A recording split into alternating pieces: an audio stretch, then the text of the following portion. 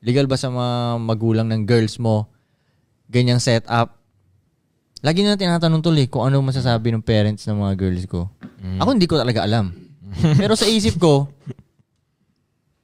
dapat maging masaya kayo. Buti nga nagkagusto ako sa anak niyo. Buti nga, swerte nga anak niyo yun, di ba? No? Kung hindi sa akin, kung kanino. Yung iba kasi tol, feeling ko, lalo na sa Filipino culture, parang big deal sa kanila yung, yung pakikitungo mo dun sa parents ng babae. Sa akin, oo, it matters. Pero what matters most is yung pakikitungo mo dun sa babae mo mismo. Kasi, di ba, merong iba pasikat dun sa magulang. Dala ng cake kay tita, dala ng flowers, kumpleto ng bati. Pero ginugulpi naman yung anak niya. Di ba? Real talk. Di ba? Puro pasikat sa magulang, pero yung anak niya walang makain. Di ba? Iyak ng iyak.